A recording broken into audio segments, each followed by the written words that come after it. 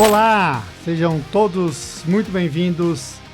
Stema Performance, uma parceria do canal Stema com o meu doc para trazer conteúdos para você de maneira técnica, unindo a prática e a ciência do mundo do Endurance. Você que já está assistindo, não se esqueça, curta esse episódio, compartilhe, se inscreva no canal e seja membro do Stema. Por apenas R$ 14,99, você fortalece essa parceria, tem acesso a conteúdos exclusivos e ainda pode vir aqui assistir a algumas gravações. Então, seja membro do Stema, venha conhecer o Estúdio H e use o Estúdio H caso você tenha o seu podcast ou caso você ainda está começando aí no mundo da produção de conteúdo.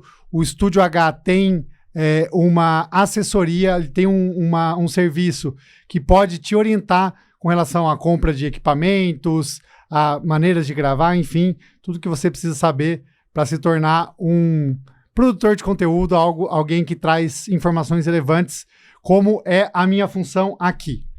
Vamos lá, novo episódio no ar, falando um pouco sobre um tema bastante interessante, que na verdade é uma pergunta, e eu queria trazer essa pergunta e queria tentar destrinchar e tentar trazer algumas respostas para a seguinte pergunta, que é: qual o melhor parâmetro para eu utilizar nos meus treinamentos? Muito legal, muito oportuno e mais do que isso. A ciência olha para isso, os indivíduos que estudam o esporte, os indivíduos que buscam parâmetros para orientar a prescrição de treinamento, a monitorização e controle de carga de treinamento, olham e tentam achar a melhor ferramenta para orientar não só os atletas, como também os treinadores, a equipe de staff, enfim, todo o universo que nos cerca com relação ao Endurance. E eu gosto muito desse tema, desde que comecei a estudar a ciência do esporte, busco informações relacionadas a isso, e a minha ideia aqui é trazer um pouco de resposta, ou algumas respostas possíveis, sobre qual o melhor parâmetro que nos guia com relação aos nossos treinamentos.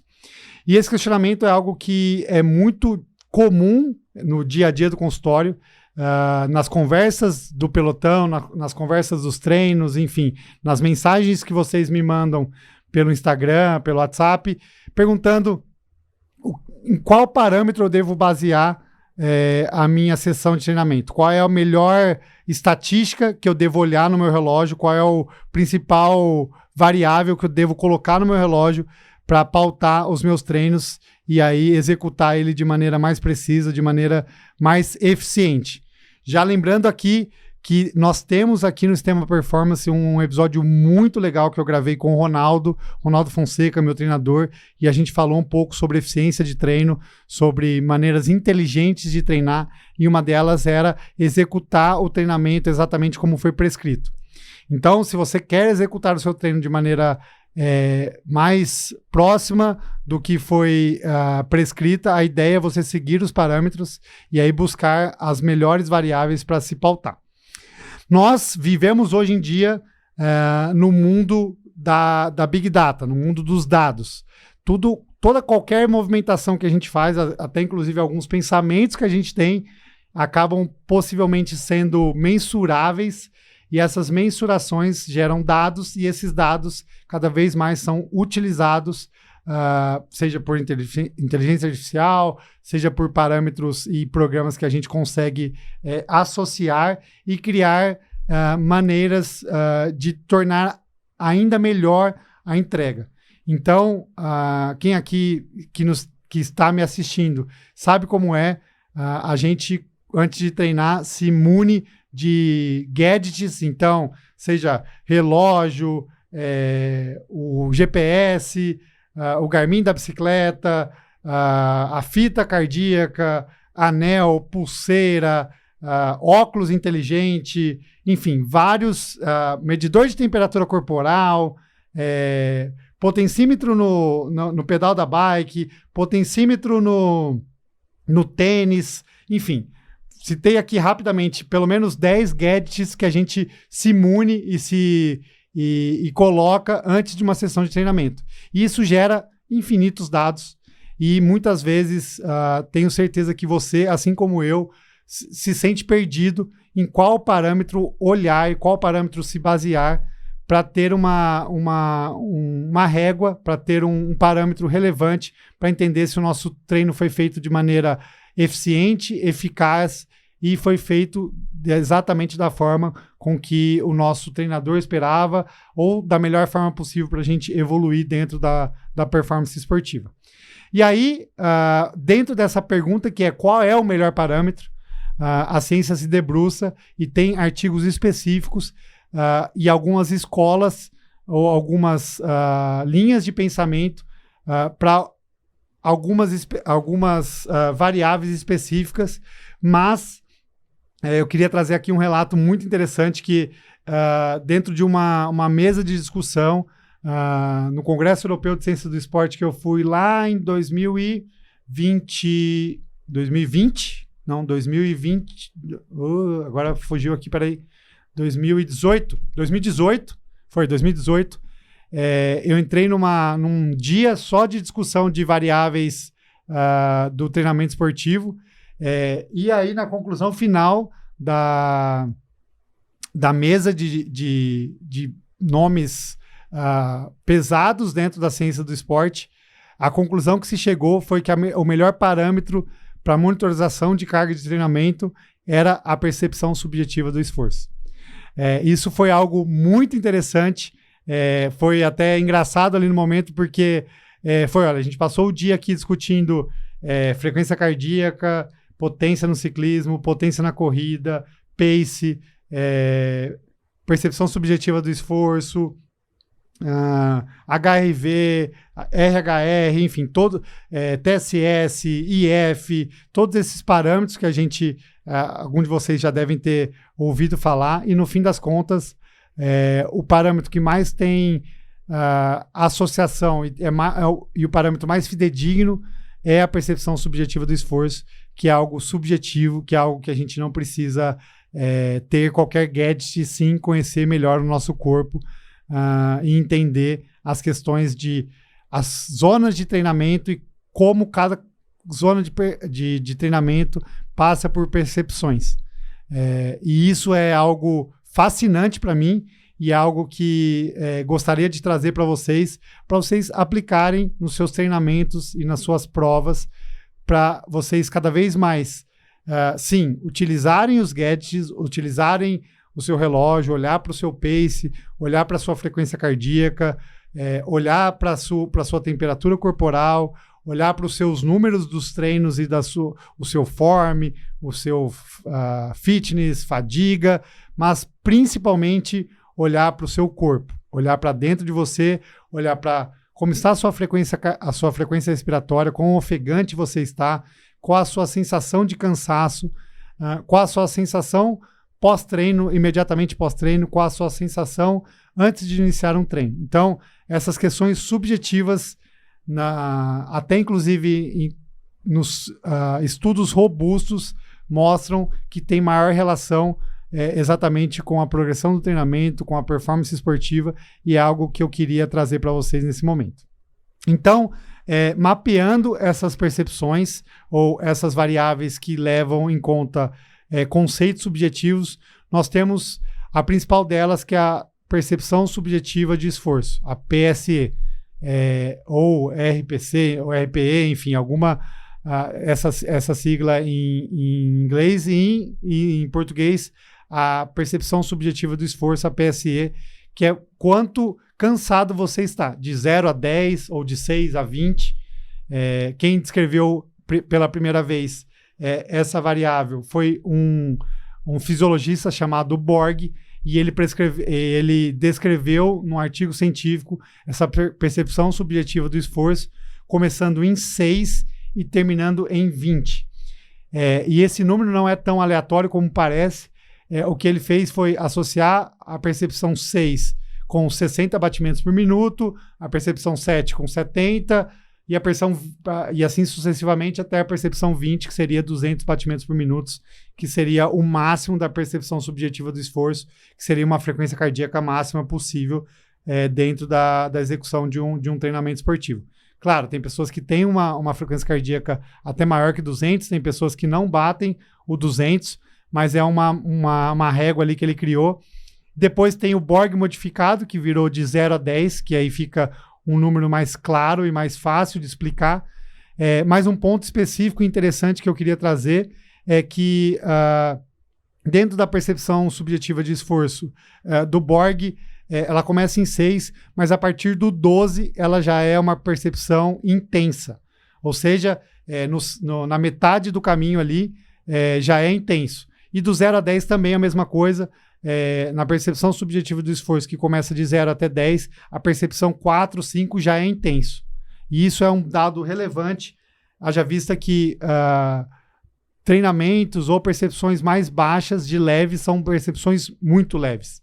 Então você precisa realmente estar muito leve, treinar leve para ter uma percepção subjetiva de um treino leve.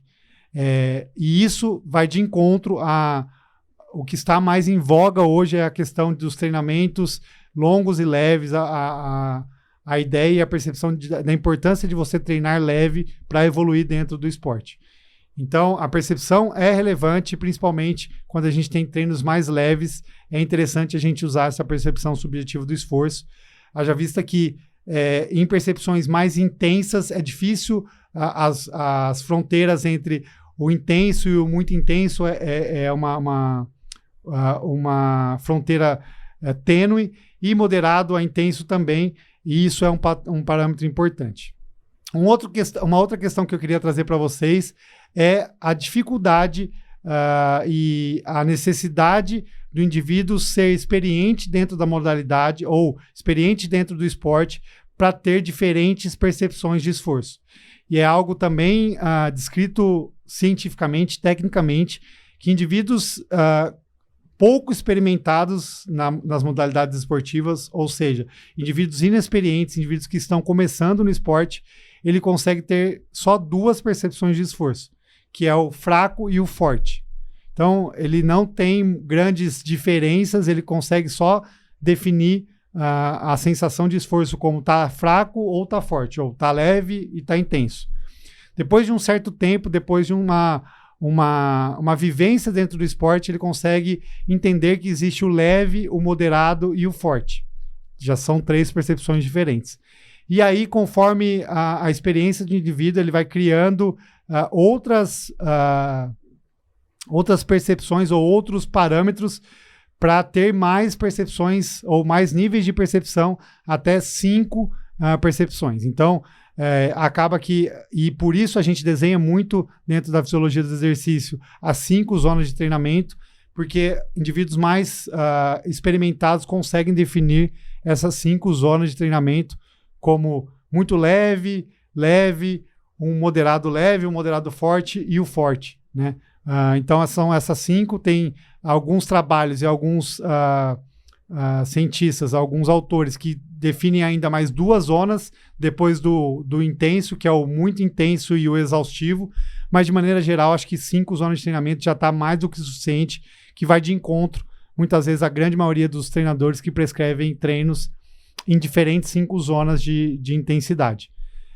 Então são essas as percepções e a gente precisa lançar mão de algumas estratégias para entender quais são as nossas percepções, quais são as nossas zonas de percepção de esforço.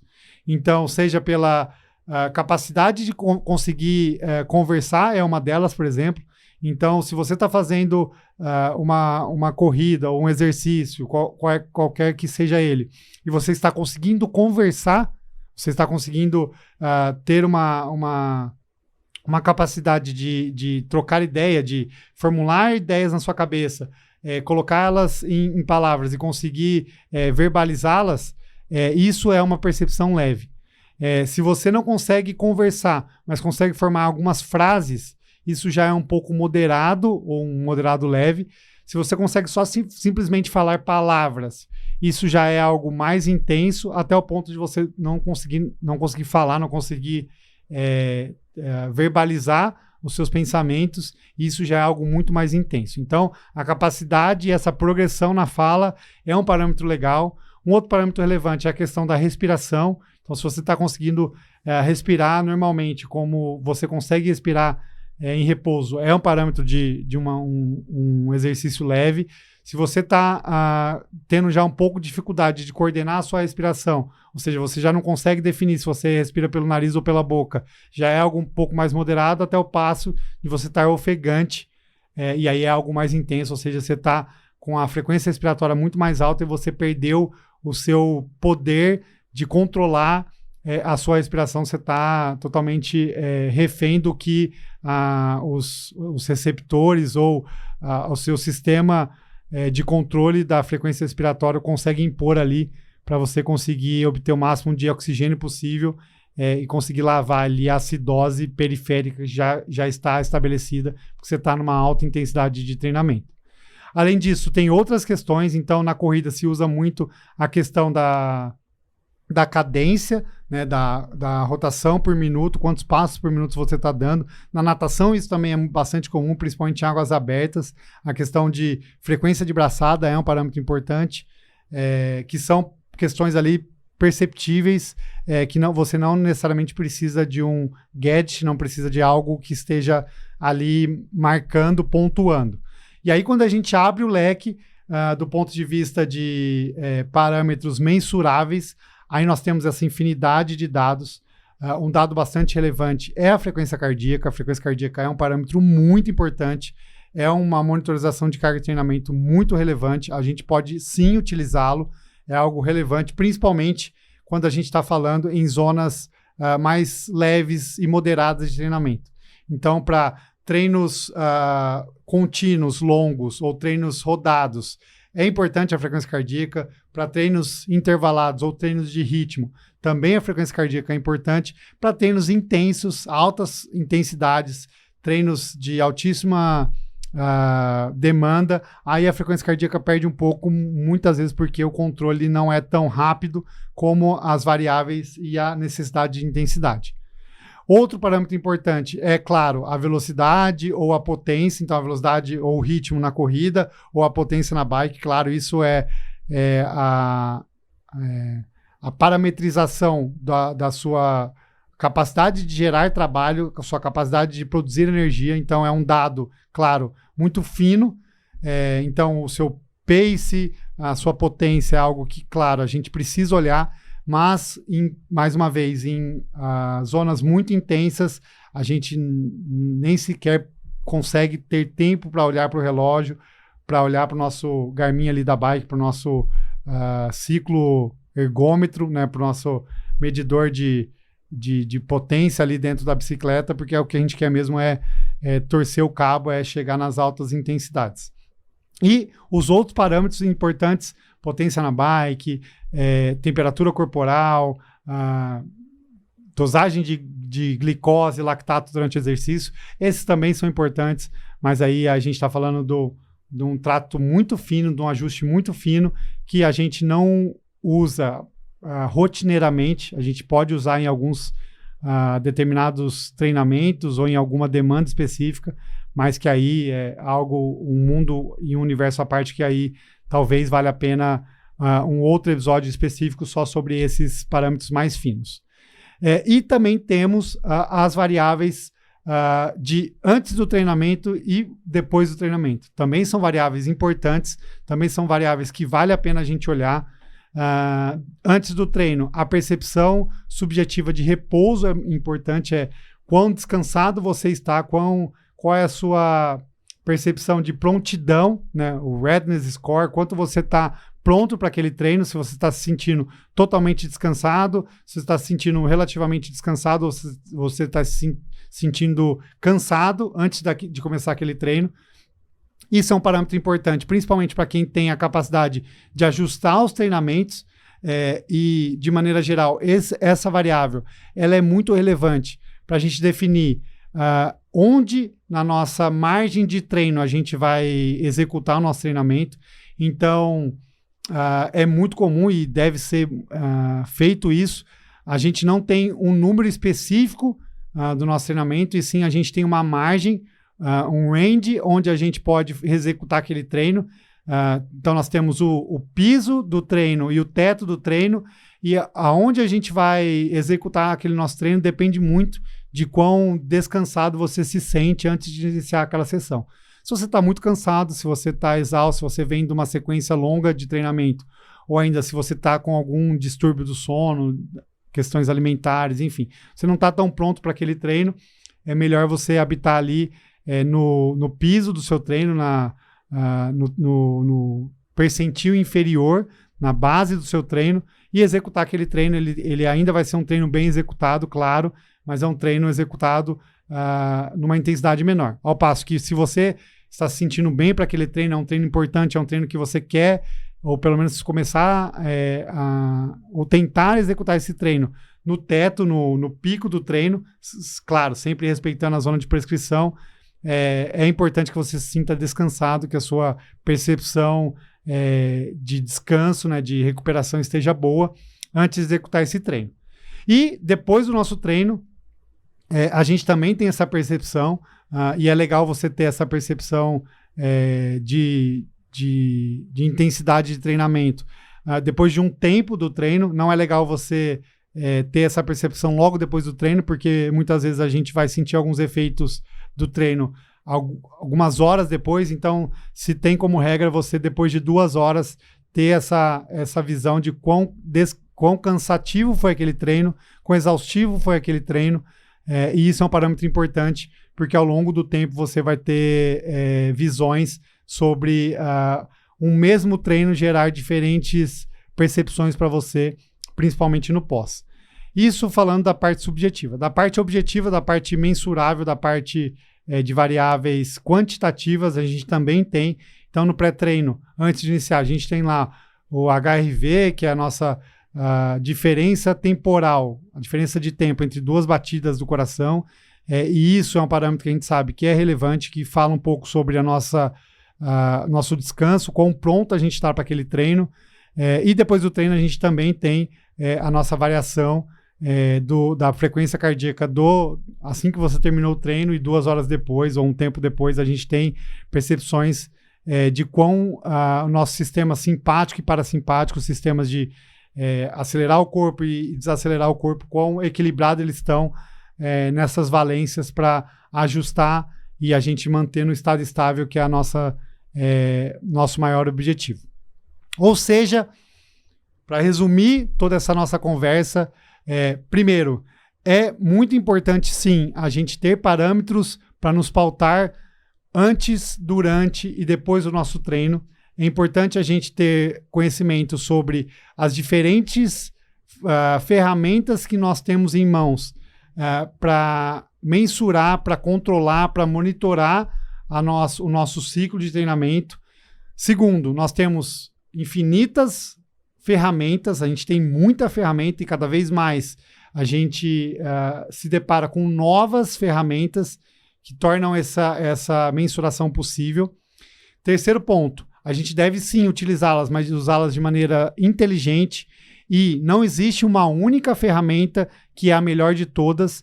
Existem ferramentas que se aplicam melhor a determinados tipos de treinamento, a determinados momentos do nosso ciclo de treinamento. E quarto e último ponto crucial é a nossa percepção, os nossos sentimentos, a percepção subjetiva do esforço, a percepção subjetiva de recuperação, a percepção subjetiva pós-treino.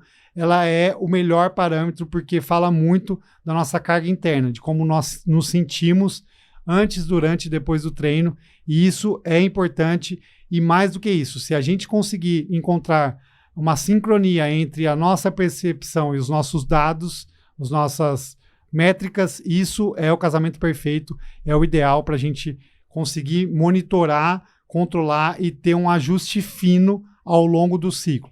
Uma vez que a ciência da prescrição de treinamento, ou a ciência do treinamento esportivo, a ciência esportiva, ela não é uma ciência exata, ela não é uma ciência de equações, de que se pode replicar e o resultado final vai ser sempre o mesmo. Não é isso. Ainda bem que não é assim.